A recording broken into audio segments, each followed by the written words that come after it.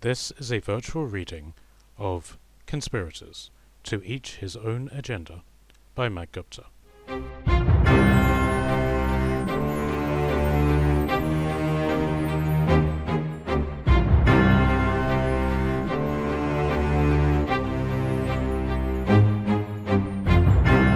Chapter 42. The City of Swords Point, the Haven of Gladium. Content warning. This chapter includes disturbing material such as slavery, genocide, and violence targeting the elderly, women, and children. Please skip this chapter if these themes may be triggering or distressing.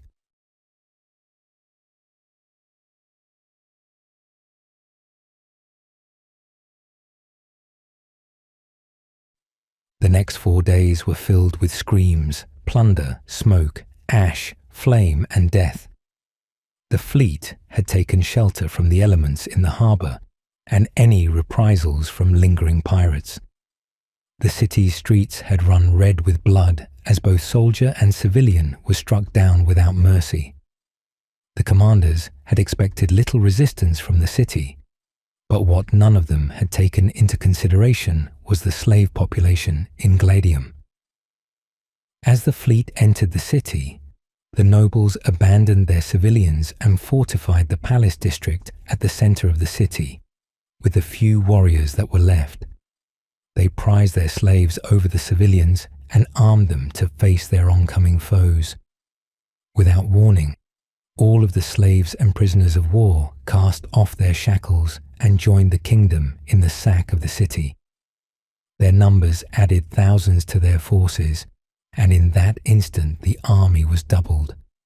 Many of the slaves were warriors from the previous wars with the Golden King and in raids on the coastline. By the time the sun rose on the next morning, Gladium was under the kingdom's control or burning. The commanders met in the palace of the Haven Master. Julius had been silent for the majority of the meeting. The broken remnants of the Haven Master's decor littered the room, which did little to improve his mood. "This," Misnir announced, taking in the sight, 2 tankards the size of a man's head in both of his hands, "is a moment worth savouring. Never before has a man from the kingdom stood in these halls and lived to tell the tale about it. We're not home to tell our tale yet," the Swan toasted. He took a swig of his drink and grimaced, fighting the urge to choke. "This pirate vintage is over 100 years old. Why am I not surprised it tastes like shit?" He tossed the half-full cup over his shoulder. "The men don't share your view." Misnir smiled, limping over to a window, which was now a broken hole. Even from here, they could hear the cheers and song of the men celebrating, over the sounds of close-by violence. "Luckily," he added, as an afterthought. "We have other concerns," Aquila chided, bringing them back to the room. "Indeed," Amicus nodded. "The longer we stay here, the longer we risk being trapped here. Word of the city's defeat will have spread to every corner of the Gladium provinces. A relief force is undoubtedly on its way." "We've barely cleared half of the city," Julius exclaimed. "We have more treasure and riches than we had ever hoped, along with the replenishment of men and ships. As long as we make it out before the pirates fence us in, we will return home as victors." "How long can we linger?" Aquila asked. "The nearest outpost is 3 days away full sail in the fastest galley, which the pirates now have none of," Misnir answered. He pointed vaguely at a point to the west of where they were on the map in front of them. "No one truly knows its location. We've come further into Gladium territory than anyone before us. The slaves we have liberated speak of the lands as simple trading garrisons and fishing centers, not lands of war machines. News will only travel by traders and fishermen. We should have plenty of time. The only threat is from ships returning from plundering the northern coast. We've already set up a watch with the ships we have left. The freedmen from the slavers are keen to aid us in holding our prize." "How many ships do they number?" Julius asked. looking into his goblet to choose whether or not to drink it. He decided against and placed it on a table which was sitting next to him. So far, Misnir recounted from memory, 27 combat ships, not including yours. Slave ships, I fear I cannot count that high, but we're still disentangling our ships from the wooden mess in the harbour.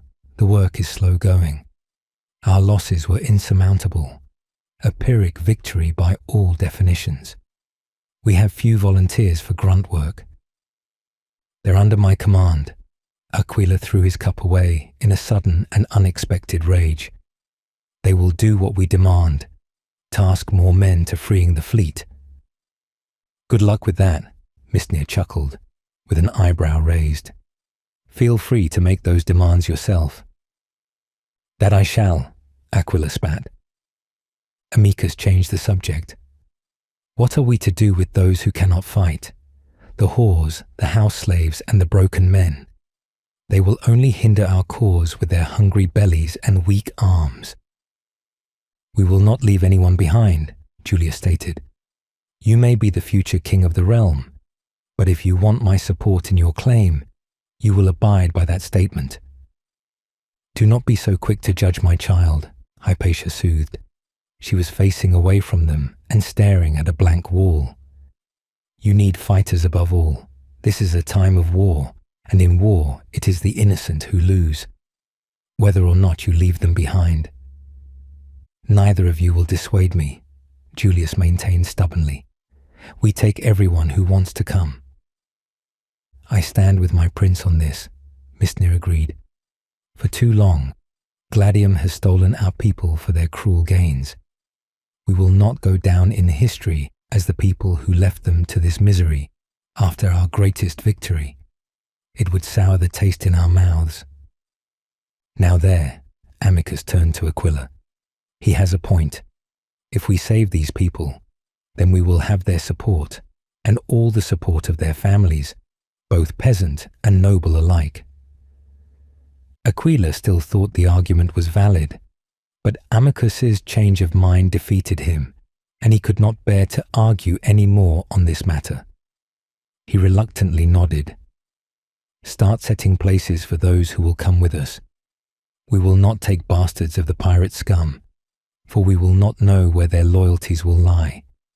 Those women carrying bastard children will not be welcome. We have not the provisions to deal with swollen bellies. What of those of base-born lineage who raised arms with us? Hypatia asked, turning for the first time that day. A king who abandons those who pledge their swords to him finds that he will have fewer swords pledged in the morning. She's right, Misnir agreed. It will be impossible to sort through all of them here. Over twice our number rose up to save us. We will salvage every ship we can, and only leave a few good sailors to each one. It will ensure the loyalty of those who cannot sail by themselves at any rate. Then we have no choice but to take everyone then, Amicus sighed. The right course was often the hardest. Those who stay in the city will be living in a broken city when we raise it, Julius nodded. We should discuss how we will do that. We shall burn every building, Aquila commanded. This part he had thought of. We shall salt the land so that not even weeds will grow in memory of Gladium. The streets are made of wood, and the clay in the walls will brittle and break when the heat washes over it. If this is the city of Gladium, then we will give it back to Gladium in all the glory it deserves. They all nodded in agreement. I shall set the men to it at once. Julius stood, ready to leave. We should try to claim what harvest is available before we salt the lands. Let the freedmen do that, Amicus grumbled. Our men are fighters, not farmers. Speak for yourself, Misnir smiled. I'll head down to the docks. The men are beginning to bring in the loot for stock. I will go with you, Aquila said. I would see the fruits of our labours before others take them away. His point was directed straight at Misnir. Now that he had his victory, he had to make sure that he kept it. Misnir smirked his understanding, and allowed Aquila to lead the way.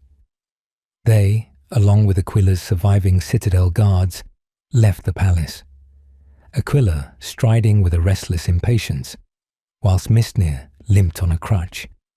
It tugged at Aquila that the Haven Master's many wives and bastard sons were now playing at being the slaves and servants. Many of the men had taken the humiliating decision to remove the tops of their dresses so that their breasts were laid bare. As soon as they left the grounds of the keep, the sounds of pillage, rape, and destruction washed over them. As they continued down the streets, they saw men funneling Gladium women into pens to be organized into the slave trade. The men of the city weren't even being considered and had simply been slaughtered on the spot. Many buildings were still burning and smoke was everywhere. Aquila was no stranger to seeing what a sack of a city looked like, but the sight still appalled him. The elves, however, seemed to be the only ones not taking part in the destruction, as they were patrolling the city and watching from the rooftops. "Couldn't we order the men to show more restraint?" he said, after they passed a man dragging a woman onto a table and began tearing at her shift, while her family watched in terror. Misnir shook his head. "It is their right, and even if it wasn't, you won't be a popular commander if you interfere with their spoils. It is the king's law that no man could be denied a spoil of a conquest if they had laid a claim on it, from treasure to slaves." Aquila was unconvinced, and he walked over to a man who was pouring wine over a woman who had had her clothes ripped from her body. He grabbed the man by the wrist and made him drop the bottle, which broke on the stone floor. "You are a king's man," he yelled at the man, breathing in the stench of wine and vomit in the man's breath. "Act like it." "Fuck you," the man swayed. "My lord," he added, bowing sarcastically. Aquila pushed him away and turned to the woman. "Do not fear me," he tried to console her, kneeling down. "I will keep you safe." The woman was far from thankful. She grabbed the broken shards of the clay bottle and slashed it across Aquila's face. The shock of it sent him off balance, but no damage was done. It was enough, however. Before the woman could do anything further, an arrow and a spear punctured her chest, and she fell to the floor in a pool of blood. Aquila leapt up and made to strike the man who had stabbed her, but Misnir grabbed his arm in a much stronger grip. "That's enough," he growled. He threw Aquila's arm away. "How long will it be before you listen to me?" He turned to the drunk man and simply tossed him a small pouch containing no more than 5 gold coins. "Come, before you incite any more mutiny." He made a saluting motion to the elf on the roof who had shot the bow, who nodded and mirrored the motion. Aquila looked like he would argue, but Misnir turned away to make his way to the docks. It was the end of the debate. They continued down the streets in silence. Gladium had a tiered design to its architecture, much in the same way that the capital did. The center points of the city were for the nobility, following a pyramid-like stairway that climbed up the city, far smaller than the one in the capital, but tall enough to make Misnir grumble with displeasure with every step. At the outer areas of the city were the lower districts, for everyone who did not own land. Unlike the capital, however, the whole city was overrun with slums and ghettos. The stairway had a massive gate against it, so that the lower city could be sealed off and left to slaughter in the event that the city was attacked. But in this case, the gate had been sealed, and the slaves that had been kept by the nobles had turned against their masters, and they were trapped at the top of the mountain. There was no escape for anyone in the city. The bodies of 20 people hung from the gateway, and they saw a group of burly slaves dressed in gladiator garb, playing a ball game with a rotting head. They came to the dockyards. It was a massive feat of architecture. Somehow the harbour seemed to make them feel they were at open sea. The wind blew past them at almost a full gale. The majority of fleets were docked, with the rest either patrolling or still stuck in the open water. The 2 castles that manned the chains had been completely razed and now stood as smoking ruins. The water in the harbour was still running red with blood and wine. It was littered with the broken husks of the destroyed and burned ships, along with the bloated corpses of the dead. Seagulls and other carrion swarmed the area like locusts. The king's soldiers were loading up the ships with treasure and supplies. The city's stores had enough provisions to feed half of the kingdom for all of winter. Most of them had been taken from the kingdom itself in raids and snatched from the ships on the coast. Slaves sat in stinking pens, waiting to be loaded. None of them were men. Even the elderly had been put to the sword. The women and children looked like they hadn't been fed in a long time. Some of them were close to death, by the look of them. Those that were dead were simply being piled up to be dumped into the sea. When was the last time those people were fed? Aquila asked, pointing at them. Does it matter?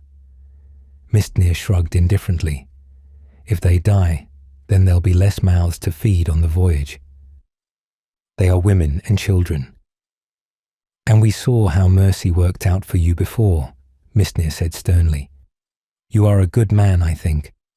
But good men make poor kings. If you want to be crowned king, you must be merciless to your foes. None of your people will care if you showed mercy to these people. It will be a footnote in history, if that. What your soldiers will care about is that you're sacrificing good food and supplies for people who would want to kill you in a heartbeat. Your enemies will not care that you showed mercy. You are the man who took their city and destroyed it. I am no monster. Julius said that same thing once, the pinnacle of chivalry itself, but he isn't turning a hair to save these scum. Learn war and battle. This is how things are done. Announce that this is a just thing to your people, and they will love you for this. The treasure you bring here will save the people from a lifetime of tax and corruption. You have political status, you have an army, and now you have riches beyond measure. Do not falter now, especially for this filthy rabble. What should I do then? Give up my honor? In war, there is no greater honor than victory. And as for what you should do what the kings do, unyieldingly. Mistnir left his would-be king to stand with his guardsmen. Aquila nodded in agreement to what Mistnir had said. He didn't like what was happening, but he knew he was right. If this is what being king is, then why do I want to be king? He asked himself.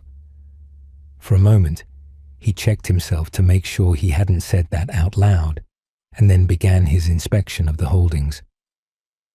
Once he was done, he returned to the palace. Mistnir's men had left to attend to their duties, and only Amicus was waiting for him. He knew what he was going to say before he said it. I know, my friend, I know. You have your prize, Amicus smiled. Now what will we do? Continue on your quest for conquest and leave your people to starve or return home? Aquila sank into a chair, made of the same marble as the citadel in the capital. It was surprisingly comfortable, but he didn't notice it. This is my only chance to win this. I cannot take the kingdom unless I am there to lead it. I must remain here. Then you have made your choice. Amicus folded his arms and leant against the wall. You will let your people die. Camelot is dead. I did not say that, Aquila insisted. You have the worst sense in timing. You will undo everything I strive to do. I will send you back home and bring word to our people to come to the kingdom. Amicus shook his head. Many of our people won't survive the journey. We have the coin to barter invisible passage for a few men, but not our entire people. We have to move through barbarian lands and rough country. I will send them by sea then, Aquila offered. We have a fleet. The pirate ships can go up the rivers to the heart of our country. With the pirates gone, they will be safe. He didn't need to hear Amicus's reasoning to know this wouldn't work, but Amicus gave it anyway. The rivers in the barbarian lands are too well fortified. You must come back and begin your campaign anew, or lose everything before you are even crowned. The people are leaving because they think you have abandoned them. Prove them wrong. I will not abandon this mission. Aquila had had enough and swept everything off of the table with a swift swing of his arm. Amicus huffed in disgusted amusement. You are still that boy I raised all those years ago. What would your father say if he saw you like this? He would never trade the lives of his people for a crown. He paused, waiting for an answer, but an idea came to him before Aquila could answer. What of Alistair and his claim to the throne? This victory will not sway his supporters. You will have to fight him and all of his men. You will not be able to do that with this army you have assembled. Ignatius, perhaps, but not Alistair. By the time we get back to the kingdom, Alistair would already have won. We won this campaign through the brilliance of Mistnir and his forces. He will not fight against his liege lord. He has already turned against him to fight by our side, offered Aquila. To fight the kingdom's enemies, Amicus reminded him, not to fight civil war. Aquila was silent. Please, Aquila, he pleaded, leaning in. A man, let alone a king, either knows his heart or he doesn't. You know what you must do. Aquila sighed again and signaled for Amicus to leave. The man bowed and left. Aquila let his hands fall onto the table. There was a map of the world on the desk, and he couldn't help but roll it out. His hand drifted towards the northern edge. The land where he was from wasn't even on this map anymore. It was simply in an area left blank with the words, "Here be barbarians." There would be no aid for his people if he did not return to reorganize them. No one would even acknowledge their death if he didn't save them. His mother was there, along with his lady love. He knew what he must do. A fortnight later, the fleet departed Gladium. The city was ablaze, and the island had been stripped of everything. The people were not left to burn alive, however. Julius had ordered that everyone who had been left behind, even the hostages and allied men who couldn't come with them, to be put to the swords in mercy. So the only sounds coming from the city was that of crashing wood, falling brick, and the crackling of huge flames. The fleet watched on. The entire haven was ablaze and had turned the morning sky red and black. Are you sure I cannot change your mind? Mistnir asked. I am, Aquila sighed. I must return to save my people. I'm doing this for them after all. Are you? At first I wasn't. Aquila knew not to take this as an insult. I was doing it for power, but now I think on it. I cannot forsake the people who allowed my line to be born and continue to death. Mistnir exhaled heavily. Then all these men have given their all for nothing. Gladium is defeated, Aquila reassured, shaking his head. I wouldn't call that nothing. I'm inclined to agree, Marius groaned, from his hammock on deck. His recovery had been long and arduous, but now he was sailing again. He appeared content. Mistnir clicked his tongue. If I cannot dissuade you. Thank you, Aquila nodded. They shook each other's arm. I fear if you try to talk me out of this, I will be swayed. Mistnir chuckled. So you're leaving. What will you do? I'll return to my homeland, to Camelot. I'll take a single ship with supplies to aid my endeavors at home. Any men who will join us will be welcome also. The people will want you to be at the city when we return." "Then give them this message," Aquila recited. He'd thought about this for some time. "Tell them this. Another life calls me, and you must ensure that becomes stronger. I will come again to this land. It is my fate, and so I will see it done. This is my oath, and if I cannot return, remember me and look to your future." Mistnir simply stared at him. "Is that meant to be poetic?" Aquila chuckled. "It sounded better when I wrote it." He handed Mistnir a scroll that had his message on it. "Give that to whoever becomes king in my stead." "So you are returning?" Julius asked, who had been standing to one side during the talk. "If I can," Aquila nodded. "It is my hope, for I still have my love to marry and continue my line. I only pray that my kingdom won't be destroyed while I am away. Excalibur will return, I promise you." "Come back quickly," Mistnir ordered. "We will have to find you a new victory." "Indeed, but the Exitum will grant me plenty of those." Aquila laughed. He turned to look at the smoke cloud that lingered over the obscured, ruined city. "I will need to make quite an entrance as well." He barely spoke for the rest of the voyage.